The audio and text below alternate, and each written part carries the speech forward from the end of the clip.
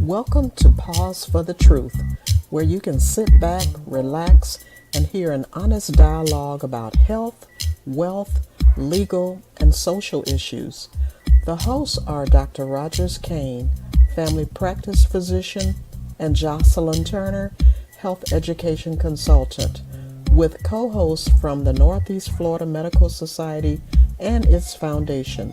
Stay tuned for the truth about matters affecting you and your family. We're here to tell you what's really going on and why.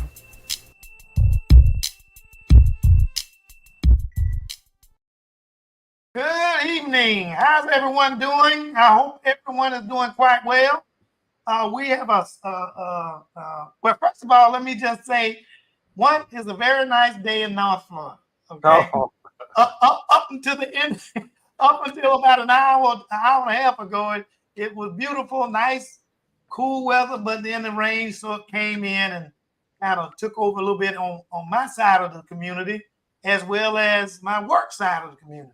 So, being from Jacksonville, I think Mr. Horn and Mr. Jackson, you back guys both know if I say in East Arlington and the north side, we got our rain. I don't know what happened on the west side, but we got our rain in Jacksonville, northeast Florida. I also want to say before we get started that Ms. Turner is not with us today. She is out of town, and so I'm it. And as most of the people, our listeners know, very opinionated. So I'm gonna kind of reserve that opinion this evening because I want these gentlemen to be more in tune with the discussion about Black men and voting and the Black men and their representation and as it relates to political issues and political concerns, civic engagement and so on and so on. So this evening, we have with us Mr. Ronaldo Horn and Mr. Randy Ellis. Okay, I'm going to let these guys introduce themselves. And just before I get to it, I do recognize that there are some who we may lose somewhere along the line because they may want to hear what the vice president is saying at 7:00. I'm not trying to discourage in the audience, but I am a realist and I will just go on and speak. But the obvious that's out. Okay, so Mr. Horn, tell us a little bit about yourself.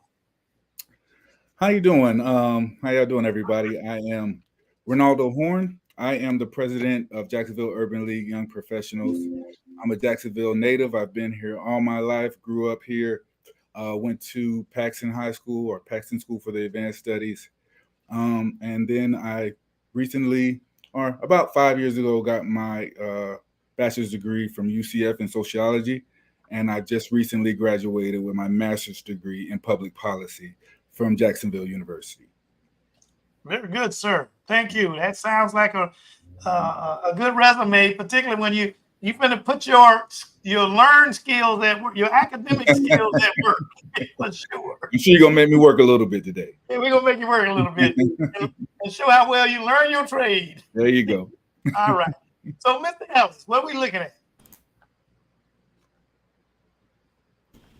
Good evening, Dr. Kane and Ronaldo. My name is Randy Ellis, and hello to the viewers out there. Native of Jacksonville, Florida, 23-year Air Force veteran, and also I work for the utility company here in Jacksonville, Florida. And I also have a master's degree. I have an MBA with a concentration in project management. While I don't have that public policy background and experience that Mr. Horn has, I will say I'm somewhat familiar with just the realms of the political world when you start talking about the local government and the military as a whole. You may not have that. You may not have had that training in public policy, but you got experience in public policy. I think everybody on this that the viewers are looking at now, especially as Black men, we got experience in public policy. There you go. And of course, we have behind the scenes guy, Mr. Tyrone Jackson. He's going to be in front of the scenes because he couldn't wait to get to talk about some of these issues that we're going to be addressing this evening. Mr. Jackson, how you doing? I'm doing wonderful. I don't know about couldn't wait. And I did want to say that we didn't have to mention the weather since Miss Johnson is here. The weather's her thing. You know, as men, we just get to it, bro. We ain't got to talk about the weather. But she was complaining. Look, I try not to deviate too far from our usual format. And so, and right now, she's up there where they're about ready to snow tomorrow. So in Minnesota. Uh-oh.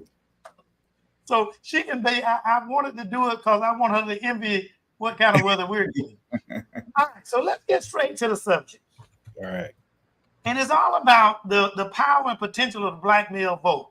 We have concern, many of us have concerns about, and there has been much discussion. Let me put that. There's been much discussion about the black male vote. Mm-hmm. You know, and so, and I'm gonna put this out to anybody. But as a matter of fact, Mr. Horn, we'll start with you. Okay. Historically, what role have black men played in elections, and how does this compare to their potential influence in 2024? So black men have always, since we've had the right to vote, and things have been since the voting right of 1964, we've had an outsized role. We play kind of the, we may not be a majority of the population, but we have that swing ability as black people and as black men especially. So we have a lot of power, and we wield a large amount of power if we choose to use it, because there will be a certain number of conservative white people, and there'll be liberal white people as well. And then here we are in the middle, and we're able to swing it one direction or the other. So historically, it's a large power that we have often wielded the right way. And today we just need to continue that legacy that our forefathers have left for us to wield. So, Mr. Ellis, are you in the same lane as Mr. Horn? Yes, sir, Dr. Kane. That's in the same lane, following right behind him. You tailgate. All right, cool. And so now, what you raised, Mr. Horn, because you kind of got into the second part of this question, Mm-hmm. and that is, do you feel the political power, and both of you guys are going to be able to answer this, do you feel the political power of black men is being recognized by the political parties that we have? Absolutely. I think at this juncture in this race, I think a lot of attention is being paid to black men, and as it was in 2020 as well. There was a lot of rumors and things before the 2020 election that black men were going to fall off from the Democratic Party. And then after the results came in, it turned out that wasn't necessarily true. So now, 4 years later, we're kind of having that same discussion, and we're seeing some anecdotal, stories and people that it looks like it could, black men are kind of falling off of the Democratic Party, but we just have to wait to see at the polls to see. And I don't want to say wait to see as in not be engaging, but we'll see what happens on November 5th and after. Mr. Ellis, any? Yes, sir. So just as an African American man, especially right now with the current election underway, there's like Mr. Horn mentioned, between the Republican and Democratic parties, they are definitely looking at the strength and the weaknesses of the African American man in America as a society, and those weaknesses are what are being used to try to reel in the different groups. Number one, African Americans as a whole, and then more specifically African American males. But I think it's going to be very key to continue having the conversations like we're having as such, mm-hmm. to ensure that everyone, while there's quite a few people that don't get out and do their research and do their reading, but we're getting out and having these open conversations. And mm-hmm. Sometimes you got to realize going into the conversation that you need to be ready mentally to agree to disagree. Mm-hmm. Yeah, kind of like don't fall into the divide and conquer mentality. There you right? go. There you go. So with that being said, Mr. Ellis, what kind of contribution you think Black men are playing in the political landscape, and how can they leverage that influence? Can you repeat that first part? How can Black men leverage the influence that they may have in the political landscape, and because some people may feel we have unique contributions to that political landscape, and how can we leverage that? How can we take advantage of it? Okay, so how can we leverage it as a Black man in America? As a group of Black men, especially, yes. Yes, and this doesn't just refer to just voting. This goes to anything in life. Just being a Black man in America, we've got to be open to reach out, ask the questions, raise the concerns, and speak up. And we can't be out here against each other. Like Mr. Horn, while we both natives of Jacksonville and we come up under different backgrounds and so forth, we've got to be able to come together as Black men when it comes to the election and say, hey, well, what do you know, Mr. Horn? And Mr. Horn says, well, Mr. Ellis, this is what I know, and what do you know? And we sit down, we compare what we know, gather the facts. That is key, gather the facts, and then say at the end of the day, okay, let's take these facts, bring them together, and then let's strive forward, hand in hand, side by side, and press to a progressive future. Good. So, Mr. Horn, what do you think the most pressing issues that Black men face in this election cycle? There's a few of them. Education is one of them. There's a big divide between the parties on where we want to go with education.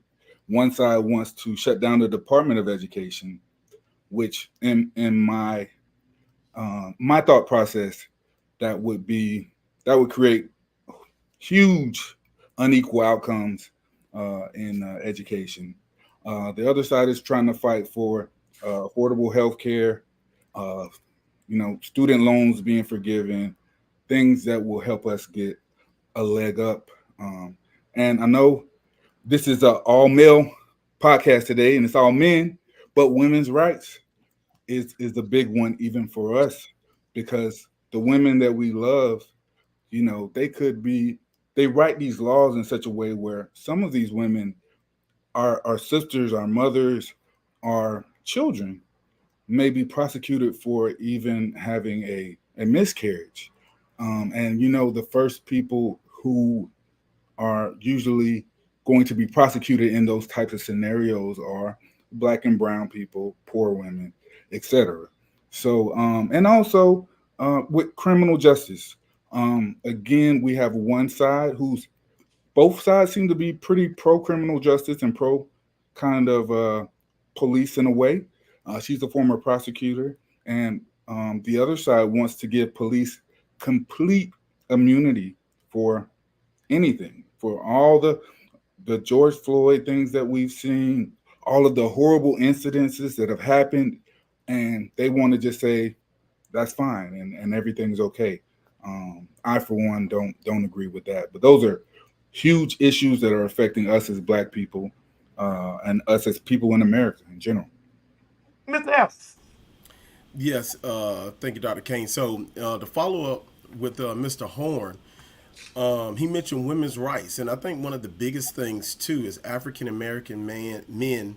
We've got to be open to change. This is different. This is different when you're talking about not only just a woman, but an African American woman becoming the next president of the United States of America.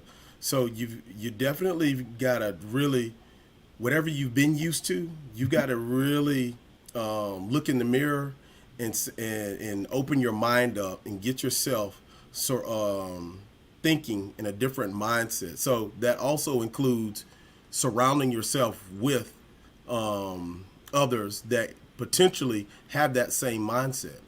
Right. Now, one of the things I wanted to tap on that Mr. Horn said, and I think is so important, and that is education.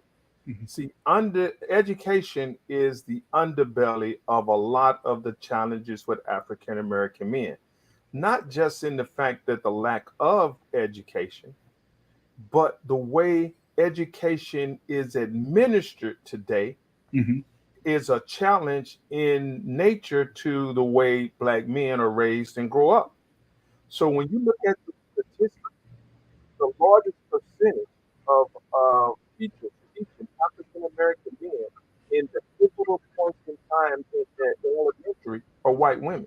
Mhm. Their expectation of how a young Black boy is supposed to respond to what's happening in the classroom is askew from reality.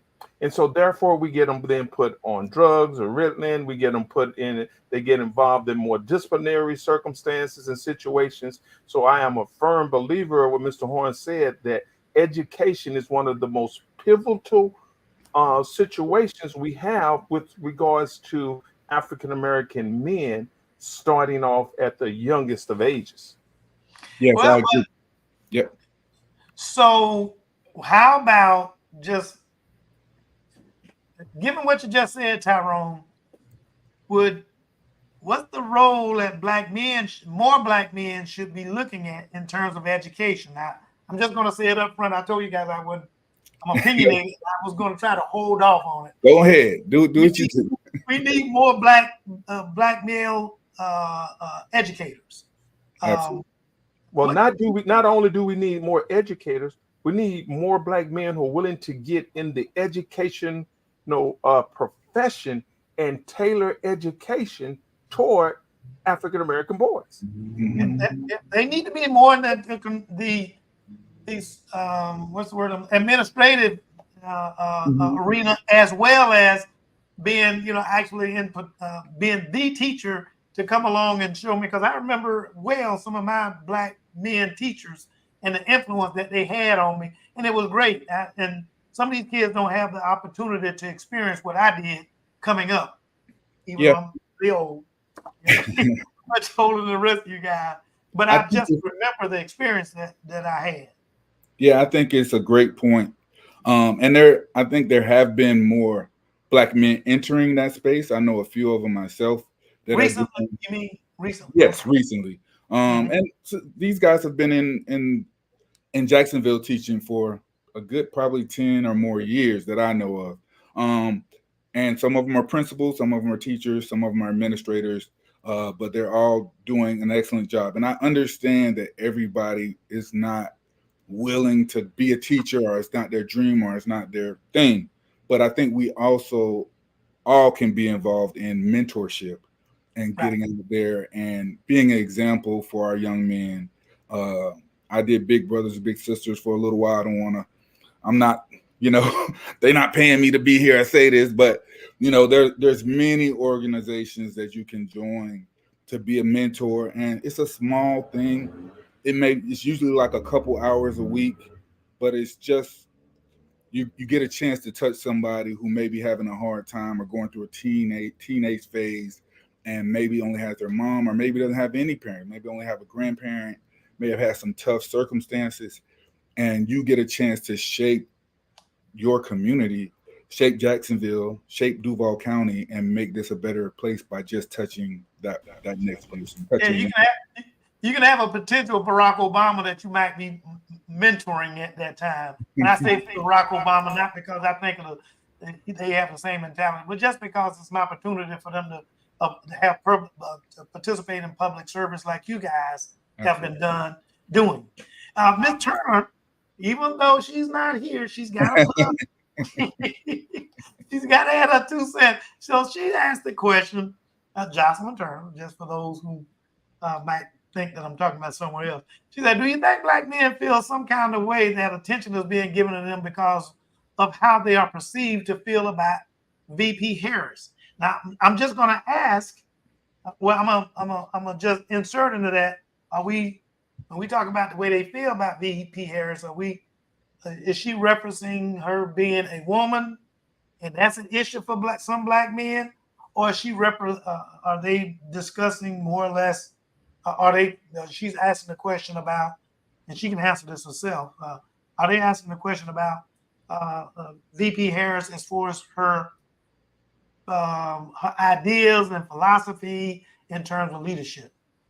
Now, I think what she's asking is about of late, there's been a conversation around the fact that there's a specific agenda that VP Harris has put forth for African American. And as African American men, do we have some kind of feeling about that in the perception of how we feel about her?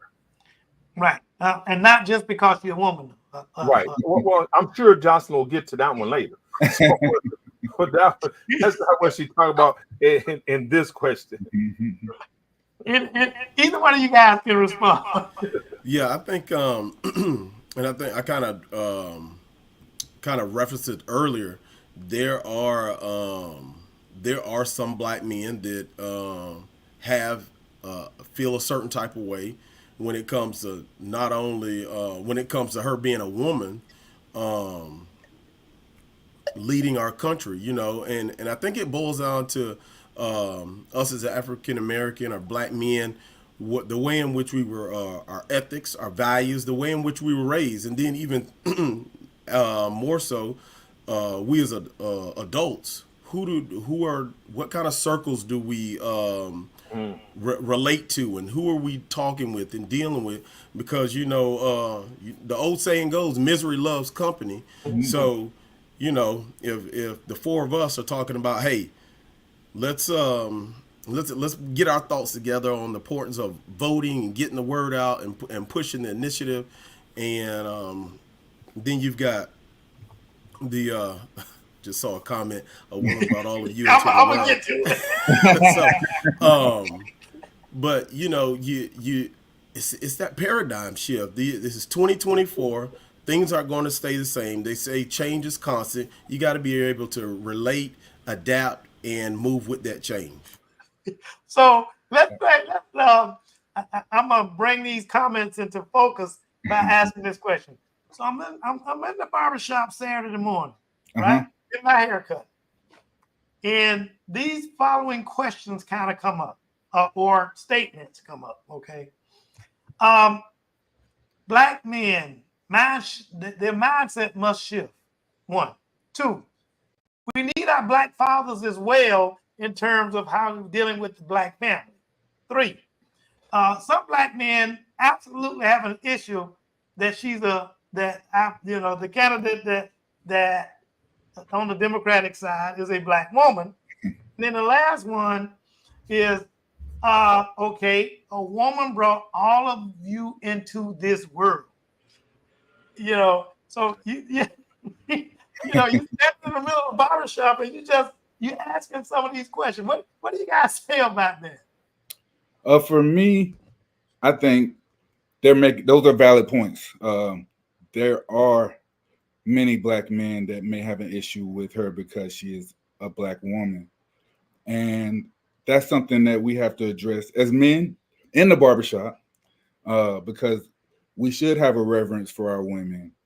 We should be comfortable with our women. A lot of us grew up with women leading our homes. Mm-hmm. If a woman is good enough to lead your home and to raise you, why isn't she good enough to lead this country? Your mama did. Yeah, there you go. That's one of the times I can say, your mama. And it's okay. But go ahead. I'm sorry. No, you're okay. But I think there is a certain defensiveness that comes up around this issue in some circles. Like Mr. Ellis was saying, it kind of depends on what circles you're in. In my circles, it's usually not an issue, but right. In some other circles, it may be some defensiveness that, oh, well, why we got to do this? Why they telling us we got to vote this way? And a little, well, they want me to do this, so I'm going to do the opposite thing. But we just have to realize the consequences and implications of the things that we're doing. To vote for a candidate out of spite when that candidate gets to choose the next Supreme Court justices, and we see what's going on there. And with some of the Supreme Court rulings, we see that the next president could have some lawlessness involved in there, because, or a little bit more leeway in the law area as compared to past presidents. So we just have to be careful and responsible with our words, with our actions, and in this election. Let's be honest now. Tyrone, that's why I chose the setting of the barbershop just for Mr. Horn's discussion point, is because it's not necessarily your circles that gonna be in the barbershop. Right. Yeah. Well, let's also take into account that a lot of this is rhetoric, and it's built on stereotypes. If you have a male and he is raised by a mom that he loves, and she has taught him to respect and honor women, then he is not going to have an issue voting for a woman. Now, and I'm gonna play to Dr. Kane. For years, we've heard about deadbeat dads. Mm-hmm. But let's be honest, there's some deadbeat moms out there who raise some boys not to have respect for women. And if that be we going to barbershop for real now, huh?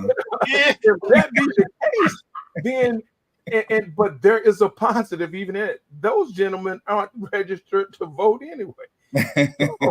So the men who understand their civic responsibility have been raised by parents and in situations that make that important enough for them.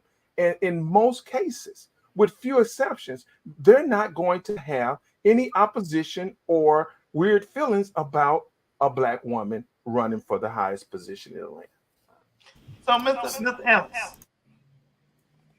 go ahead. You look like you're ready to say something. Yeah, I was and Mr. Horn and Mr. Jackson, they bring up some very valid points, but then and I agree with them 100%. But my question is, the four of us having this conversation on Black men and voting, what are we doing or have done and intend to do in the future to, get into those circles per se, and like we're having this barbershop discussion. Okay, the four of us at the same barbershop, but there's a lot of barbershops around the city. It's a lot of barbershops around the state, around the country. What are we doing as leaders in our community to get the word out and get everyone on informed, involved, and invested in this future movement, and then also building that trust is just one of the things that I'm kind of reflecting on. Me personally, what have I done, and what ways can I continue to push that push the needle even more? Like Dr. Kane said, it is I think it was Dr. Kane, or it might have been Mr. Horn that mentioned the rhetoric. There's a lot of rhetoric, and during a political season, you've got to take time and get the facts. Don't go off of everything you see. Don't go off of what somebody claimed they heard. The facts will ultimately get you moving in the direction, well, all of us, not you, but just all of us and this country in the direction that it needs to be going. I gotta ask this question. So, because of what I've seen and what I've seen in some of the commentary, very active, very, very female. You got some men that are responding to it, but so it's the day after the election, and then move and let's say Miss Harris, VP Harris has won. So I'm looking at one of the comments that talk about how pastors don't even allow women into the pulpit and so on and so on. And I'm trying to include that in this question that I'm about to ask. So it's the day after the election. What do we do next as Black men? Do we just say, okay, we done voted? Are we through or what? Well, we're definitely not through. As Black people, We just started. it's never through yet. That's only the beginning. It's our job to hold our elected officials accountable. It's our job to continue building the relationships with those leaders and building relationships with the community. It's like Mr. Ellis was saying, it's about the trust and the relationship that you build. If the people don't trust you, if you don't have a relationship with the community, that if they look at you and they don't see you doing anything to benefit them or benefit those around you, then when you say, hey man, I know it's really important, I'm knocking at your door today, can you go out there and vote for my candidate? Like, they're gonna look at you like, who is this? Right. Why are you here? Like, so it's about developing those relationships and permanently, like just continuing to be in the community, and then also continuing to hold the leaders accountable. That's, you don't vote for the leaders because they're a perfect person or they're going to do everything that you want them to do. You're voting for the person who you believe that you can influence the most. There's one side that you feel like, okay, if I talk to this person and ask for this, they're more likely to listen to me, at least listen to me, whereas the other side may not be. So that's kind of what we're voting for. I like to think of it like exercise. Like, it's not a magic pill. It's not going to fix everything tomorrow. But once you go to the gym, sometimes you want that magic pill. And you come out there and you looking at your muscles after day one and ain't nothing happened. So, but it takes over time of consistency of pushing whatever agenda that you're trying to get accomplished for you and your family and your community. Over time, consistency, that's what gets you the results and those abs that you've been looking for. So what I'm hearing is that even though, once, let's say your candidate has won, there's still work to do after. Is that what we Oh hear? yeah, absolutely. It's almost like different licenses or certifications. You start talking about. I mean, everybody's familiar with continuing education. Well, guess what? There's still work to be done, and especially as a black man in the U.S., we're not done until our lives are done here on this earth. Right. So whether it's a political season or not, we need to always be striving for more, to do more, accomplish more, be leaders in our community, pull leaders around us to learn from those leaders. We should always be learning and growing every day that we are on this earth. Just like let's be honest. Just the beginning. But go ahead, Mr. Jackson. Let's be honest. We hear and we all hope that our candidate win, but should our candidate win or lose, there's still work for us to do.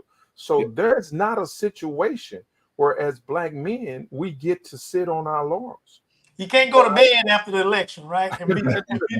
Regardless of what happens, we still have to fight on. And I like both what these men are saying, that it is about being active and being committed and making a difference by involving yourself through mentorship, involving yourself by, and you said as simple as going to the barbershop and having the confidence to voice your opinion that's against others, that drive conversation.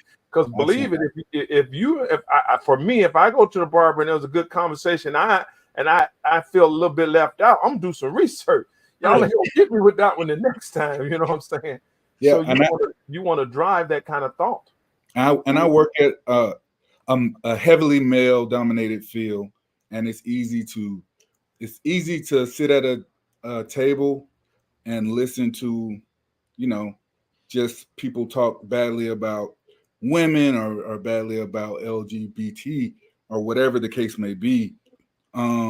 It's easy to, because it's so prevalent, it's easy to kind of stay silent or not say anything, but I kind of take it upon myself, and we all should, as men and as leaders, to step up and say, question it, whatever way you feel like you can have the most influence. I like to do a little sarcastic ribbing and kind of get the people going and get them thinking about, well, why are you saying that? Well, what's that mean? Right. And then they have a hard time kind of explaining themselves, and then it tends to make people think a little bit more about what they're saying. So, and going back to the barbershop conversation again, like black men, we're, like we say, the day after. there are two candidates. One is has expressed themselves as being very protective as black women, of black women Mm-hmm. in the black family. Okay, black men included, they being very protective of them. The other person, not so much.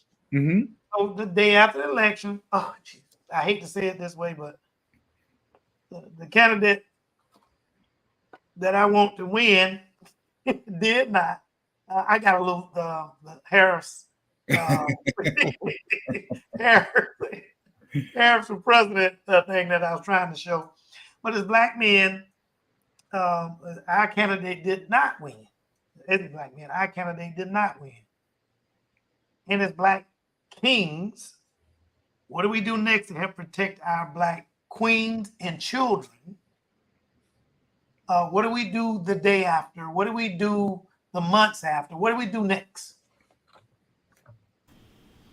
That goes back to before this election. We're all aware of some type of policy or issue or something that's in place or being talked about, and now our I'm with Dr. Kane. Our candidate didn't win, and these issues had already been we were already aware of these issues prior to the election. So now it's like, okay, it's time to strategize. It's time to start having these conversations and say, okay, if the candidate we were supporting had have won, our journey would have been this way. But unfortunately, the candidate didn't win. So now it's time to strategize and say, okay, if this is where we're trying to get, how do we get from point A to point B? Because now it's not going to be a straight line. It's going to be some obstacles and some hurdles, and coming together. And I call it being HR squared, being humble, resilient, and resourceful. And from there, it's going to be some work, and you got to know that going into the different situations, it's going to be some work. But roll your elbows up. I see Dr. Kane got that nice expensive jacket on over there. I don't know about expensive. that blazer, roll them sleeves up, and let's get together and get on a strategize and get this thing moving. And by the way, this is a suit, not a blazer. But anyway, Get them right. Now get them right. Anyway. The trend that I'm seeing in women expressing themselves on our chat box, it definitely is along the trend of hold black men accountable. Now, they didn't say necessarily black women need to hold black men accountable. They just said hold black men accountable to their actions or lack thereof. And so I'm asking, I guess the question would be, so what we're trying to do is, even though, like again, I go back to the scenario, we did not win. So in terms of accountability, what do we do toward each other, in terms of holding ourselves? I'm not meaning pointing fingers at each other, but holding ourselves accountable. And then what to do after that? Okay, first before I answer that question, I want to say thank you to all the beautiful black women that are supporting us today, including my wife, the beautiful Sade Murray, in there. All right. I'm with you too, Mr. Horn. My wife and my mom have made comments. So there you go. So we got to do, I'm going to say similar to what Mr. Ellis said. Strategize and plan. I think we've kind of beat that horse, but also we have to get back to the values of what we want to be as a people, as a community. Do we want to be educated, disciplined? What are we striving to be as a unit? Truth tellers, honest. We have to get back to those values and then base our strategies and our plan around those values. So we're not just starting from scratch with a plan and you want to go this way and I want to go that way. Well, we all want to go these different places, but the values are going to lead us in a particular direction. We're never going to agree on everything. It's too many of us to agree on everything, but I think we can agree on some solid, as most of us can agree on some solid basic values. Is And a there matter anything? and that well said, Mr. Horn.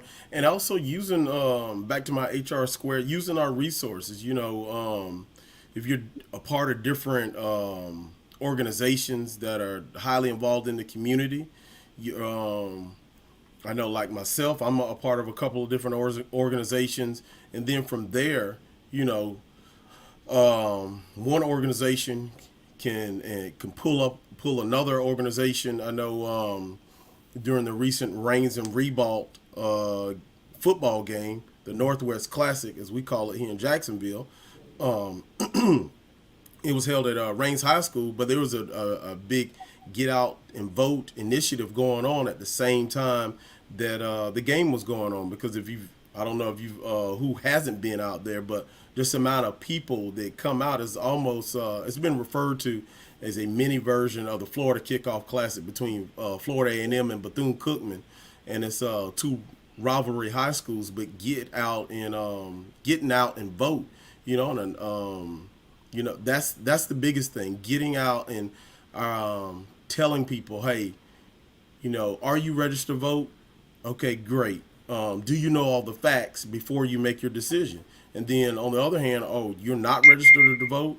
Let me tell you the importance on why you should be getting out and voting, while your voice is being heard. Because I know I've heard people make the comment, well, I'm not voting because it don't matter anyway, because in DC, they're going to do what they want to do. Yeah, it's settled already. Yeah.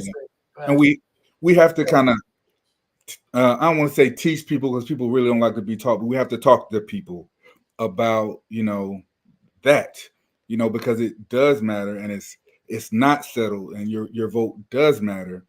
People really don't understand, and they wouldn't try to be taking away our vote if it wasn't important. We talked about leveraging earlier. I think there's always some tiny little voice somewhere saying, hey, Black people, we got to sit this one out to leverage our vote, and we just got to sit this one out to leverage it. But there's never any voice in the white community or the Asian community or any other community that's telling them to sit it out. Why we always got to sit out? Why is that our leverage? So our leverage is in actually using our power to vote. I think less than 20% of the registered voters in Jacksonville voted in the last election. So if only 20% are doing it, and if all of us go out, that still gives us an outsized say in the election. So we should use our votes. 30% of voters in Jacksonville are Black.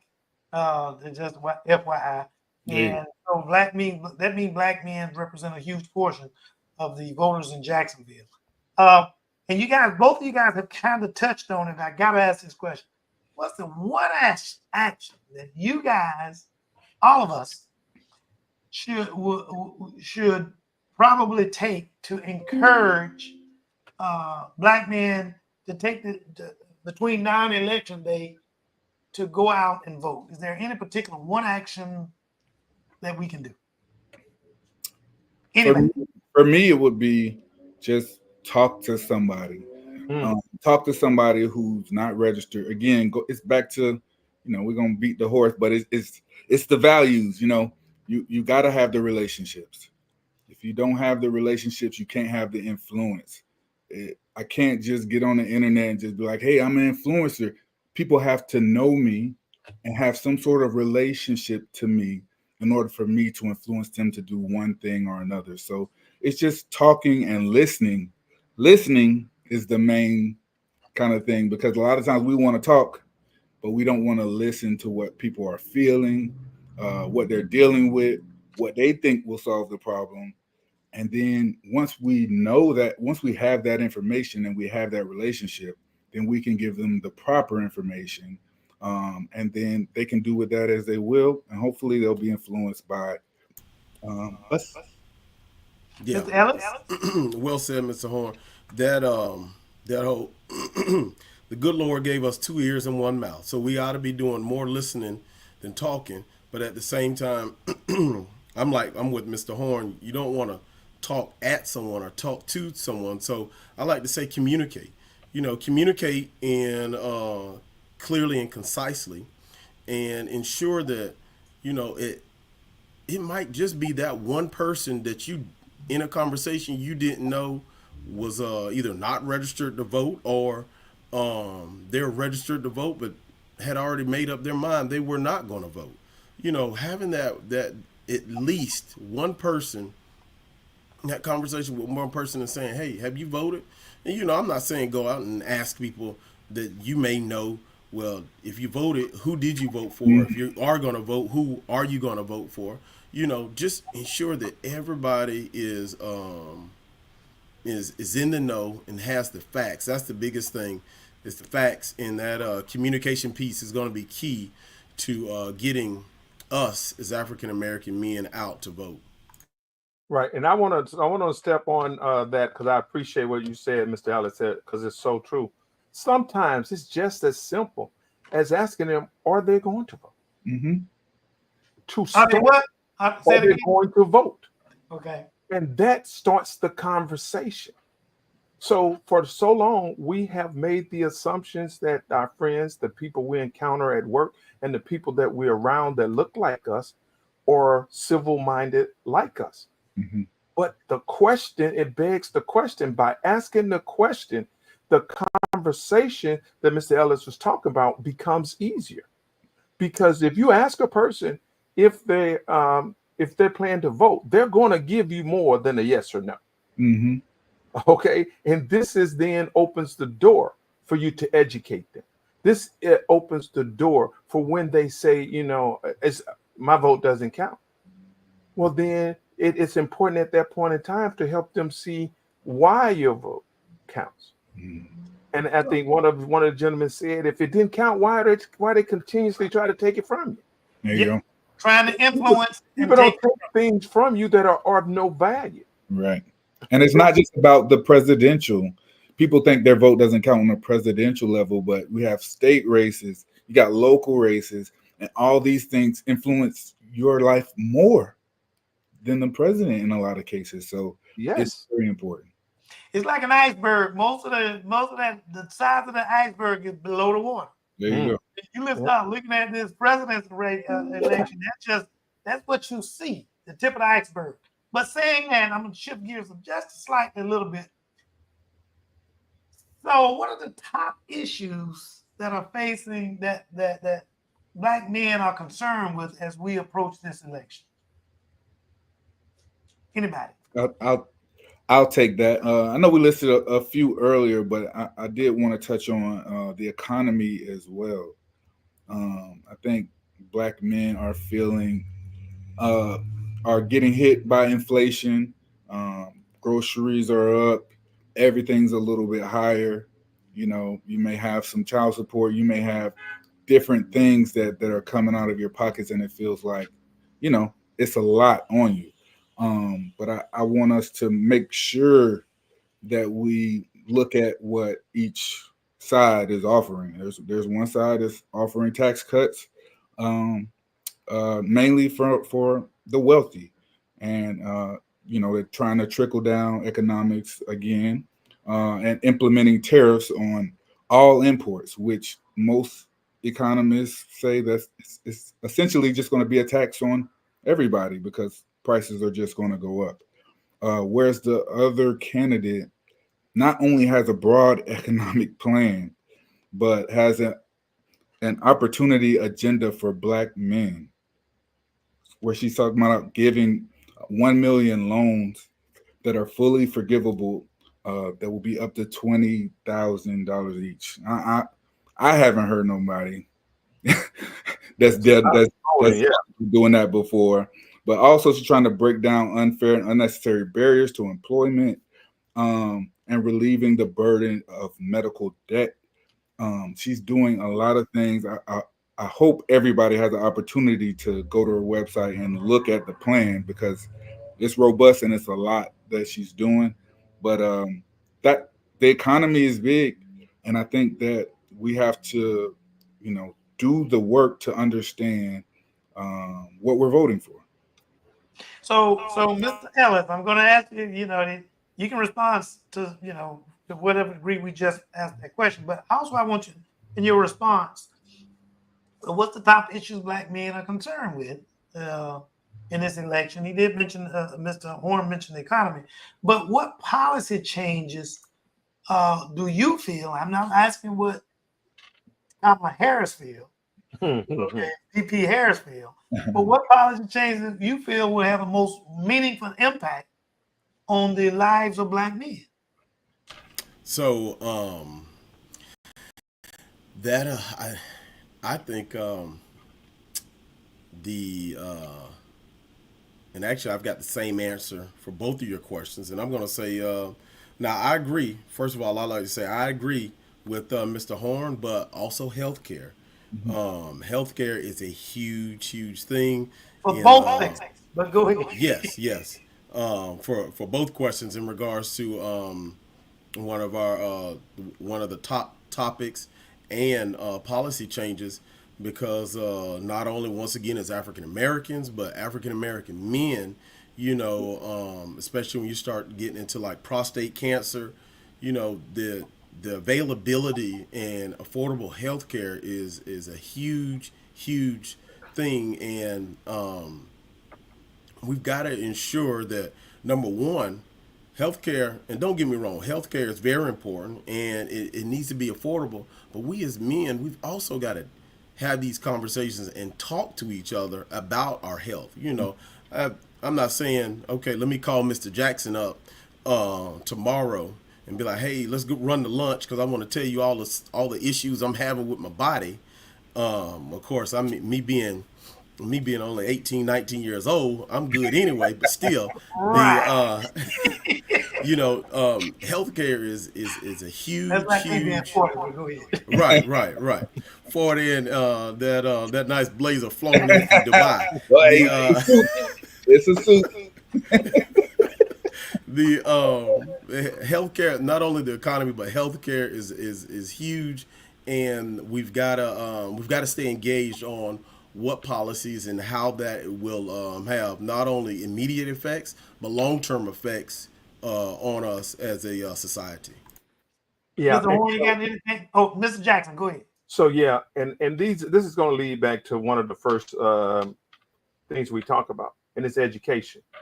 All these things become important and available to our consideration through education. See, the facts are simple.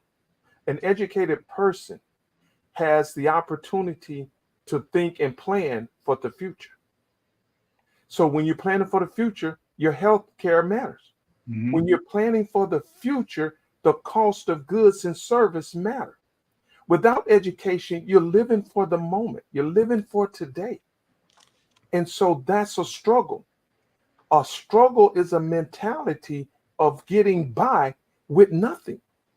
So to elevate one through education is to insist and to improve on all these other things that we're talking about. Yeah. And understanding climate change and its effect.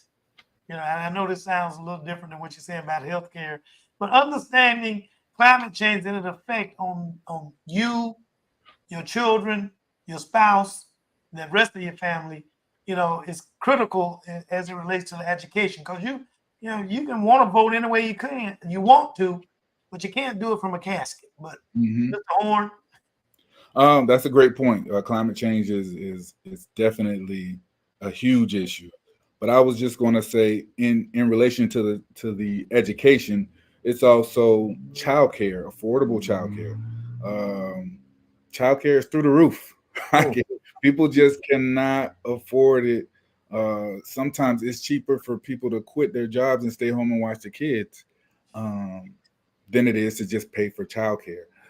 So affordable childcare, and also again, when the Department of if the Department of Education is defunded, is got rid of, then also a Head Start and all these early learning programs for our children go away, and that again raises childcare rates, because now you can't send your child to Head Start. You have to pay for childcare.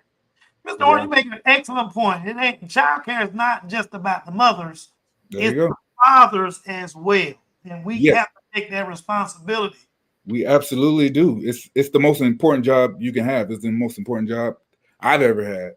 And we have to take that seriously. I know there are a few celebrities and many people that we may know in our own lives who just kind of don't take that responsibility serious and may have serial children with many different women. But that's something that, not to get on the soapbox, that I just feel like it shouldn't be a core value of ours. Our core value of ours should be family unit and taking care of our family. It's very important, and it's an important building block for our community as a whole. Mr. Reese raised a great point in terms of the bias as it relates to, and the prejudice as it relates to education in our public school system, especially as it relates to Black boys, but also Black women, Black girls, you know, in terms of how much more likely that they're, she says that it's they're 3 times more likely to have Black boys being suspended just opposed to white boys. But there also is the same prejudice against our Black girls. Absolutely. And it doesn't seem to take that pressing issue in the general public information, publicized information that we need to take a look at, because Black girls are half of the Black folk population. But there you go. Yeah, I think that, and we were talking about it earlier, as far as, you know, Black men, and, you know, there are a lot of Black women that are already in the education space, but it's important for us to get in there, because the school to prison pipeline is a real thing. Our children are being disproportionately punished for the same behaviors, and my colleague Rihanna Seister is doing a lot of work in that area. Something that she's passionate about, and there is plenty of data and plenty of studies that shows that this is the case.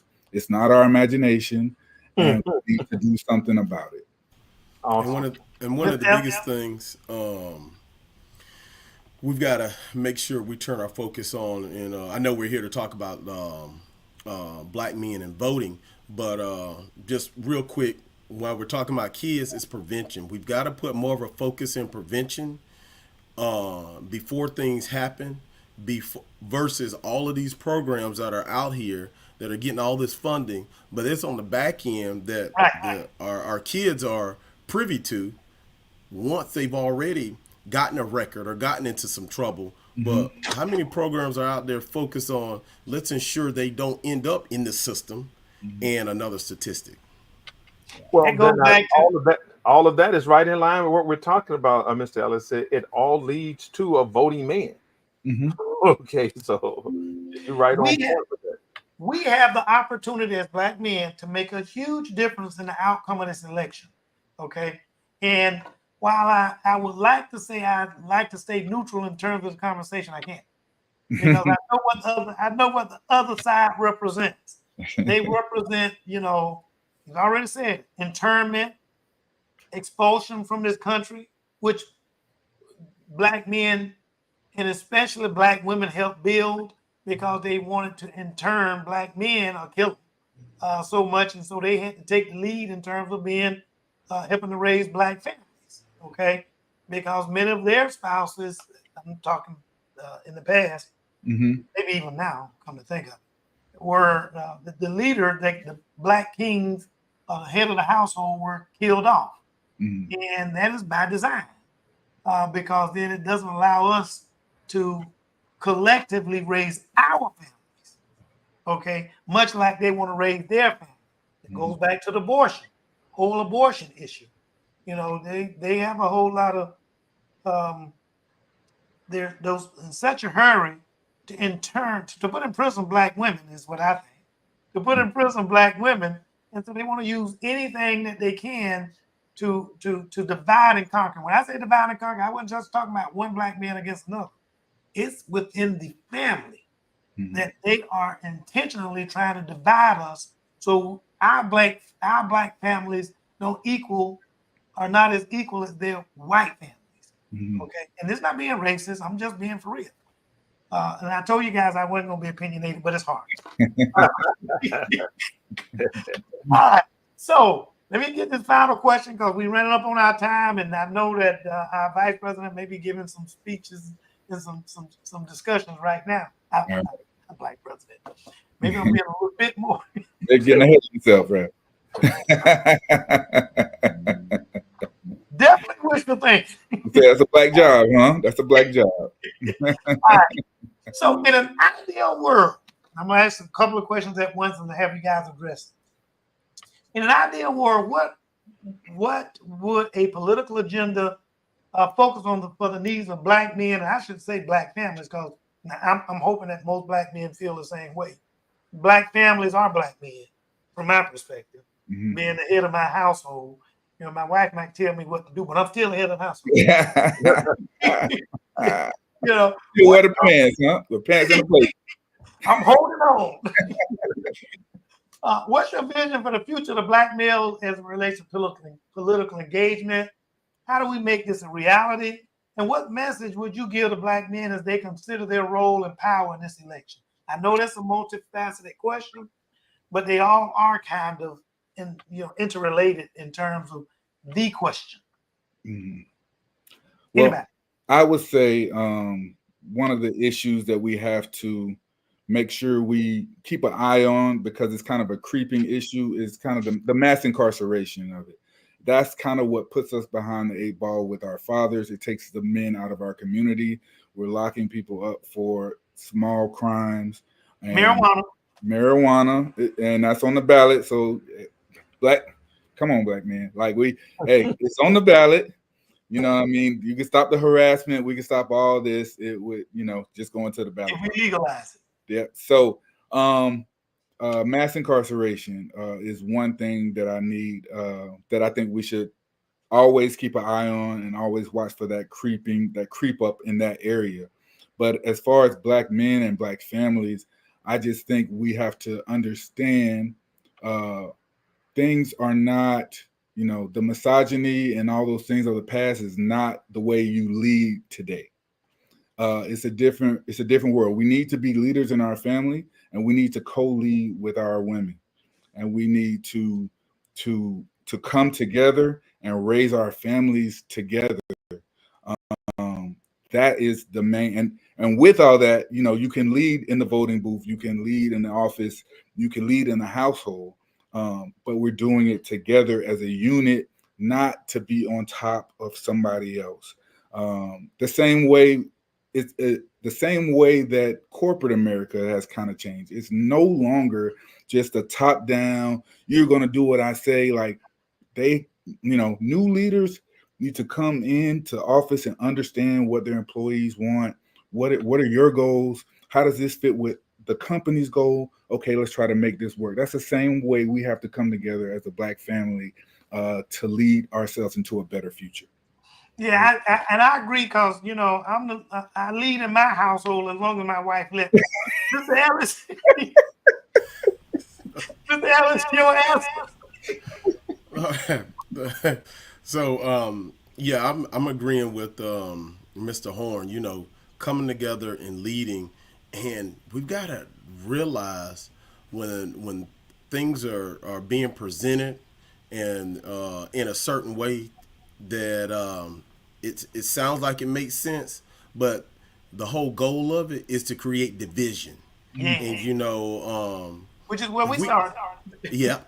And if we can recognize that division and say and pull in the time of Halloween right now, to pull that mask off of that, whether it's some type of bill or just political folks, and then pull that mask back and expose the truth, and then come together. And as Mr. Horn mentioned earlier, also even after election season, making sure we're reaching out to our community leaders. We're community leaders. Everyone's a community leader because you pay taxes in your local and state community, and hold community leaders accountable, hold our city council accountable, state, local, state, and national representatives accountable for the positions that they said they wanted to take upon, the promises they made while they were running, because nobody made them do it. They chose to. So if that's what you want to do, you need to be able to step up and execute, or get out the way and let somebody else lead. All politics start local. Mr. Jackson, you got anything to say? Yeah, I definitely wanted to say I think these two gentlemen are right on point with that. But there's a reality that is important from time to time to remind Black men, African American men, of we are and always have been leaders and trendsetters. Absolutely. In the midst of the deepest divide, we are still looked to set the trends socially, to set the trends in fashion, to set the trends in what is to be and what others want to emulate. So it's important that when we're talking with our friends that we express and help them understand. We are already doing these things. I mean, if you look back on our history, we have managed to make wearing our pants below our butts fashionable. Now, you can say what you may not approve of that, but what I'm saying is the origination of that came from young men who didn't have pants long enough to touch their shoes. So they created an alternative, and that alternative created a trend, a fad, so it was told, but for years now it's been going on. We did the same thing with hip hop. We continue to redefine society by what we do. So we just need to now start to applying that effort toward politics, toward a greater society and community that we live in. And it makes all the difference. I agree. And to piggyback real quick on that, we do set the trends, and we've been getting on our brothers a little bit, but the statistics say that the fathers who are involved are more involved than other races. Yes, we 70%. are turning the tide on those trends, and Black fathers are doing their thing. Yes. Black men establish cultures. Black men, I'm sorry. Black folks establish culture. There you go. I don't want to That's so interesting that he said that. That's so interesting that he said that, because once we looked up when I was talking with my boys that 70% of African American men are participating in the raising of their children. Yeah. Now, it may be atypical. It may not be in line with a two-parent family, but they are actively in participation of the raising of their children. So when we hear these things, you hear these statistics, you hear all of the things that are negative, understand that is the society pushing an agenda to make it easy for those who are on the fence to fall into the negative. And it's there. You just have to look at the numbers. Statistics very contradictory to what's being publicized in the yes, in media. Okay, Mr. Ellis, you have anything to say on that one? I don't have anything, Dr. Kane. I mean, between Mr. Horn and Mr. Jackson and myself, I think and to include you, these four great minds on this podcast did an outstanding job that the world might need to look out. Yeah, as long as all of us stay active, and you obviously, this was a program in which we could not get everything in an hour. We're always stating whenever we prevent our podcast, an hour is not enough. Okay, as in a James Bond movie, the world is not enough. So yeah. Now, with that being said, every week we always give our guests an opportunity to help give us a summarization of what they would like to say, an opportunity to speak to what our topic and anything else they want to speak to this evening. And if I flip the coin, it's Mr. Horn that starts first, and Mr. Ellis, and then Mr. Jackson. All right. Today, I just want to say thank you guys for having me. It's a great conversation. We got the barbershop, we got the beauty shop in the comments. I really appreciate it. But I just want to, again, tell everybody to get active in any way. Everybody can't do everything, but everybody can do something. Right. So just get out, mentor, talk to the kid next door, say hey to Miss Mary across the street, help her with the weeds, get active in your community, meet people, care about people, talk to people, and let's build a better community together. Excellent, sir. Mr. Ellis? Yeah, so I just want to say the title of this particular episode, Voices, Votes, and Visions for the Future. We've got to stay strategically aligned with each other to ensure we have the influence in the political realm, because if we try to align ourselves with politics, that's when I believe we will get off what's destined for each and every one of us in regards to our individual futures and collectively as a society. So, get out, vote, get the facts, communicate, and any and everybody that's watching, I just ask that you ask one person you are walking by, or somebody hey, did you vote? And if they say yeah, great. And if they say no, they didn't vote, strike up that conversation, as Mr. Jackson alluded to earlier, about hey, well, why didn't you, and what's holding you back? Cool. Awesome. Mr. Jackson. Awesome. I mean, I want to first of all thank these two outstanding gentlemen for coming on and lending their thoughts, their expertise, and their professionalism to this here topic. It is obvious that there is no way we could tackle a topic such as this in an hour. At Pause for the Truth, we endeavor to start conversation that will be pivotal in the community. And I think we've done that today. As I close, I want to, I'm going to ride out on the horse that I rode in on, and that was education. There you go. I believe fondly and to the greatest degree that for the changes to take place within our community of camaraderie and leadership, and also an appreciation and love for our community, it starts with education. So I say to our listeners, viewers, whether they are male or female, the desire to make sure that your young Black men are educated and being willing to fight for their education can turn the tide on the expectation of Black men in the future. Yeah, and I thank all of you gentlemen for being participatory in this podcast. I will have to say before I get off, thanks to Ms. Goodwin for the prompting that she did. The next podcast should be a conversation of progress from this podcast. So we may be looking to have you guys back next week. I really, I'm ready. I'm anytime.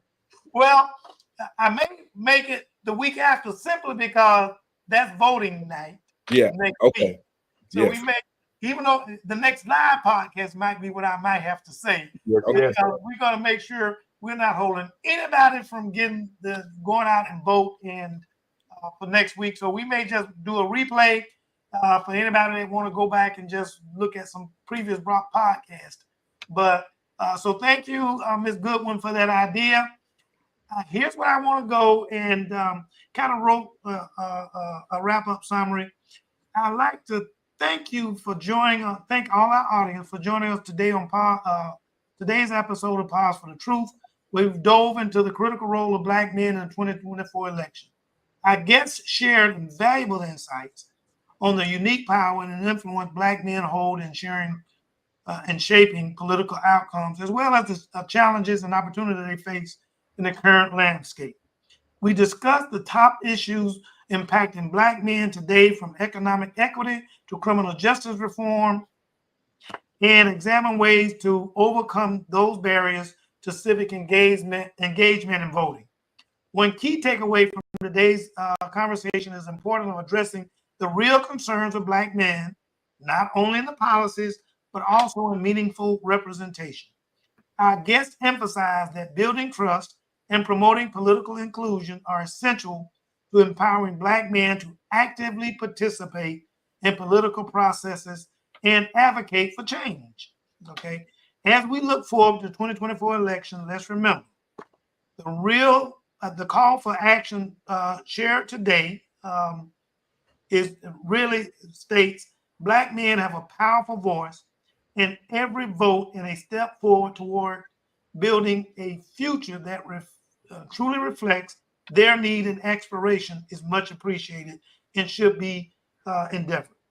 Thanks for listening. We want to thank all you guys for listening. Stay tuned for the next week discussion, more discussions, not next week, but more discussion that amplify Black voices and explore vision for a better future.